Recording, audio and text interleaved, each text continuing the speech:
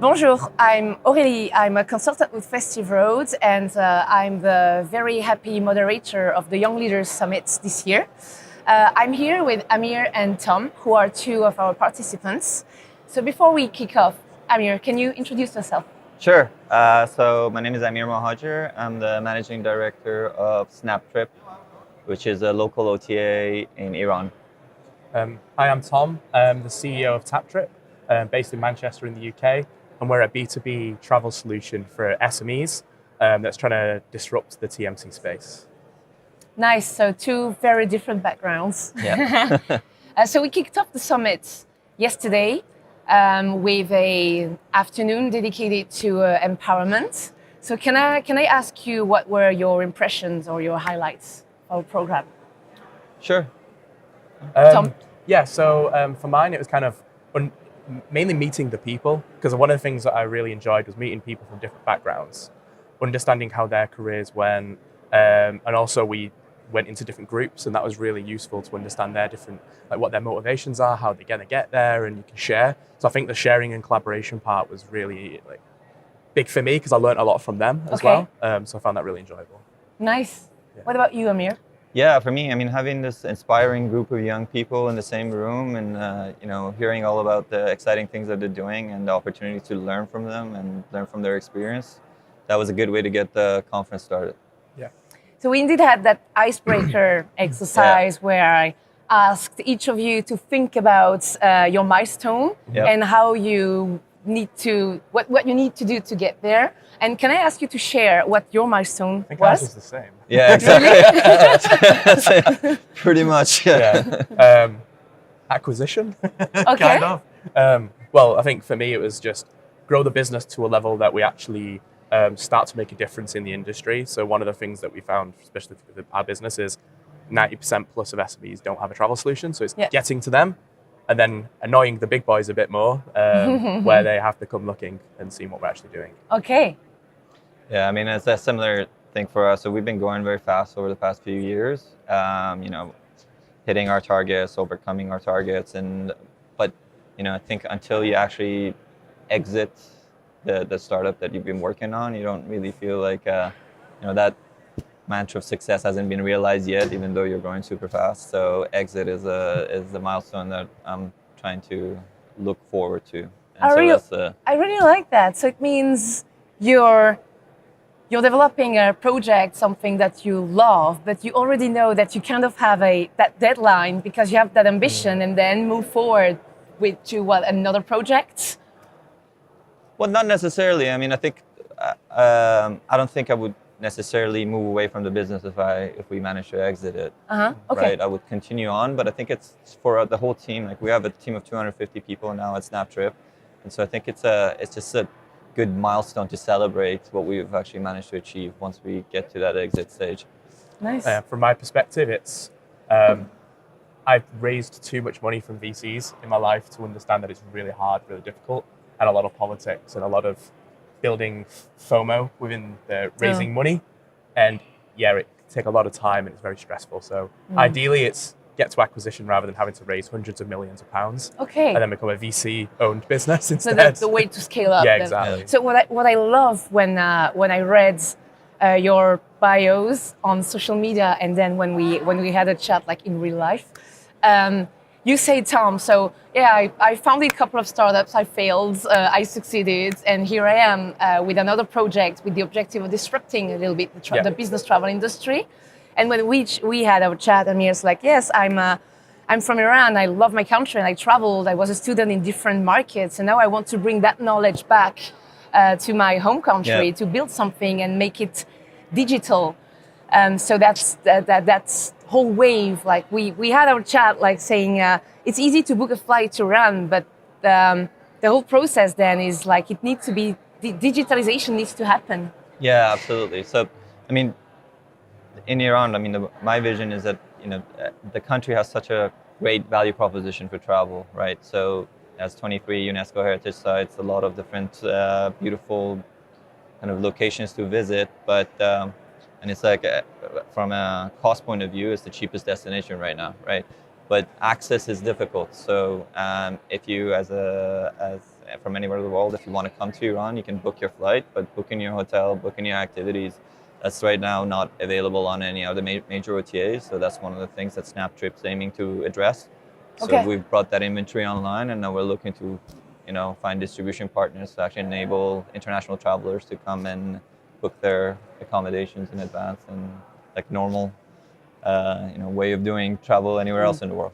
And how do you see even the local market growing? I guess it's a mobile first market. So in terms of behaviors and what do you think is going to happen? Yeah, so it's the startup scene in Iran is actually quite interesting because it's quite nascent, but it's also very much leapfrogging some of the stages that more mature markets have gone through. So yeah, we are a very mobile first market. A lot of the big successful startups have been a mobile first, and we're going towards like the super app way of building the ecosystem. So it's becoming more of an Asian model rather than a Western model. So, and we see a lot of startups that have high penetration in of customer base, 20 million plus users, trying to expand their service base and capture more of the wallet from the customer, which is an interesting trend. So, yeah, that's what's happening in Iran. And Tom, you recently won the Business Travel Show startup competition. Yeah. Recently, earlier this year, and can you share how your ideas have been received by the business travel community? Yeah, sure. So when we originally started to speak to travel management companies and the business travel community, it was quite closed. But for us to get in there, we had a couple of unique things we had to do. We had to use our existing network, get to know people. It is quite a closed industry. I think like Miriam from BCD mentioned it's kind of like put through the paddy wagon, as you'd say. I remember that. So it's like that. It's once you're in, it's easy and you get to know people. So we got involved with the Guild of Travel Management Companies, so we got in through that, and then we won this award at the Disrupt Award at the Business Travel Show, which was kind of the business industry in the UK voting that we're the number one disruptor that's coming through this year that they see. And from that, now the industry is coming to us rather than us going to them. So it's changed the dynamic, which has sped up the process of our growth and a lot more opportunities that are coming our way as well. Yeah. And analyzing the market, so if we look at Iran, for example, mobile first markets, think about payments. We mentioned yesterday, it's even sometimes hard to pay with your plastic card, but I don't know, maybe mobile payments going to be the norm because the adoption, it's you don't have that legacy, to overcome. Do you feel the same in the business travel industry as a new entrant? I think what the industry's really had for the past 10 plus years, longer, is really bad user experience and very bad pricing. So, for example, when we go to an SME, so an SME we would class as up to about 250 employees. We found that 92% of them don't use a travel management solution. Okay. So they're still using disparate systems like Skyscanner, Booking.com, and all of this. One, because the TMCs don't serve them. Two, mainly because of the pricing model. And three, when they go and use a TMC, the user experience is really bad. So for example, the amount of times we go to a customer who's using Concur and it still looks like it's from 2001. It's very old technology. So we're not old, but in terms of the user experience, it's old. So what we're bringing is kind of that consumer-focused travel, but bringing it to the business travel world, making it mobile first. But we also have to be evident that a lot of the time it's a PA or an office manager booking for a group. So they don't necessarily want to do it on the mobile app. We usually use our mobile app. It's more of like a travel companion rather than just from a booking sense. So it's all about the information, real-time information. Okay, what train platform am I going to? Is there a delay? Is there a cancellation? All this information is really important for that traveler. And it's part of that new digital TMC model that has been emerging, like the self-service model, point of entry being the tool, and behind the scene, like if you need people human touch, this is something that you provide very easily as well. Yeah, exactly. So what we found is SMEs typically don't usually call us. It's just an email or they just try and do it themselves. They're very hands-off. Interesting. That's the reason we didn't go for enterprise, because what we were speaking to a couple of TMCs, and even at an enterprise level, there's always going to be around 30% of bookings that are still going to be done offline. And we've took a conscious decision is we don't want to be a call center. we don't want to do that 30%, so we don't touch the enterprise level at all because of that problem. We're just a technology provider. Yeah. I mean, so that's one of the things actually, and one of the ways that he runs by kind of leapfrogging the market, because I completely believe that the corporate travel market is ripe for disruption. Is that the experience for the user is just so horrible. I mean, I used to work at a consulting firm before I took on the Snapptrip job, and I mean, when we did our travel bookings, it was a nightmare. So what did you use? So I mean, I'm not gonna. Yeah. But I mean, so at Snapptrip, we're running a corporate booking platform in parallel to our consumer platform, Okay. and we have a dedicated product for the businesses to actually try to bring that, the same experience that B2C users have in booking their travel. We're trying to bring that into B2B world and making sure that the experience is as streamlined as it is in B2C. So Yes, I would definitely agree that so far I work in a business travel and it sometimes feels like it's two separate worlds. Like they don't talk to each other, and the trigger and the decision makers and the influence is really coming from the end consumer, the traveler, because we're all leisure travelers in the first place. We're all consumers in the first place, experiencing great, UX and CX on consumer websites. And what I'm curious to know is, so it's the Young Leaders Summit, so we're all below 35. In your respective journeys, being young, if I may put it this way, has it been a blocker at some point in your career to achieve your objectives or becoming relevant or gain that credibility?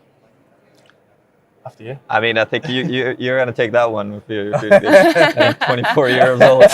24, I was shocked. Yeah, exactly. So my short answer is all the time. I think I always have to try and fake it till I make it, kind of. Okay. So luckily, from a business travel point of view, I used to work at Booking.com. So when I say I'm from Booking.com, it kind of just previously worked for Booking.com. It kind of opens a door. Comforting. Yeah, exactly. Even though I wasn't there that long, it still opens a door. I checked that box. It's fine. I've been there. But Validation. Yeah. But if I hadn't worked at Booking previously to doing what I'm doing now, it would be really difficult. Yeah. Someone who's not done business travel or even travel in general, come into the industry, it'd be very difficult. Age hasn't been really too much of a barrier because I look older than I am. But when I tell them, they're shocked. I agree. So it's a barrier, but not too much of a barrier. Okay. Especially in the enterprise space. Yeah. I mean, if you're doing enterprise sales or working with corporates, that always is a bit of a gray hair needed to gain the trust. I mean, that's why SMEs like us. Yeah, exactly. They can relate, maybe. Yeah, maybe. Yeah. Well, a lot of the SMEs we use, they're still a lot of them are digital agencies, and they've still got a young workforce. So the CEO is only a couple of years older than me most of the time. So, these new and I age feel old businesses. now. Thank you. And what about you, Amir? I mean, same question.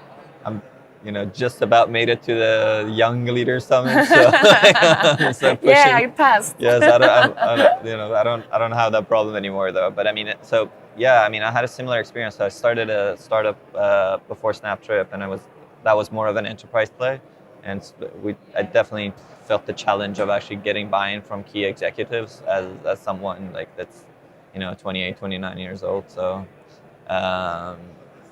there's ways around it though. If you get buy-in from one key executive and they act as your basically hero in the business, pushing you forward, that's all you need. But I agree. On a personal note, when I started my career, leaving the corporate world as a consultant, you sit right in the middle of the ecosystem, and you need to gain that credibility. And even sometimes being a young woman in tech wasn't very helpful. So I'm very grateful, to have such a program like Young Leaders. We can all interact, share our experiences, what worked for me, what didn't work, gain. So many insights from each other. Yeah, it's very nice. And if we need to wrap up right now, if you had one advice to share for a young leader in this industry to break the ice and go and rock it, what would be that advice? So the best piece of advice I've ever been given is just don't be a dick. Okay. It's so simple. That's Hashtag be nice. So that's always just like, for example, that's on our wall in our office. Just it's plastered on the wall. I need to see a picture of this. I can show you. So it's one of the main ethoses we bring into our culture is just be nice, be helpful, have a give first mentality. Okay. And that is instilled in that slogan. Okay, nice. I mean, for me, so this is from my personal experience, and it's a bit of a cliche, but if my advice is if you want to start a startup, make sure you go into a space that you actually love, because it's such a challenging thing to do, and there's so many problems arise. I mean, if you don't actually love what you do, if you're not driven by a bigger purpose than to just build and scale a business, then it's going to be really hard to, persist. So I think one of the things that I felt the actual difference is, I did that the first time, worked in a startup because I thought it can scale. Mm-hmm. But then I wasn't as able to deal with the issues that came up as when I'm now working at Snapptrip, because it's something that I actually passionately believe in, and it's something, that gives me that extra energy every day when I wake up and go to work. That's nice. So, you don't have the Monday morning, that sensation Exactly. yeah, Absolutely not. Like, emails come all times of the day, issues come up, and and you're in a travel business, issues come up on the worst times, Of course. And so they're just a lot easier to deal with if you love what you do. Found it, it becomes a hobby. Yeah, To me, it's not a work, it's a hobby. Exactly. I have the same feeling. I mean, one of my mottos, fun is not the enemy of work. Yeah. So I always try. Well, you saw that during the summit. I always try to introduce some fun, Yeah. and it's nice. Yeah, It doesn't feel like work. It does. Exactly. So thank you very much, problem. Amir Thank you for and having Tom. us. It's been a pleasure. Yeah, thank you. And thank you very much for following us. And if you're interested to hear more about the Young Leaders Summit, you can follow us on social media. This was Aurelie from Festive. Thank you.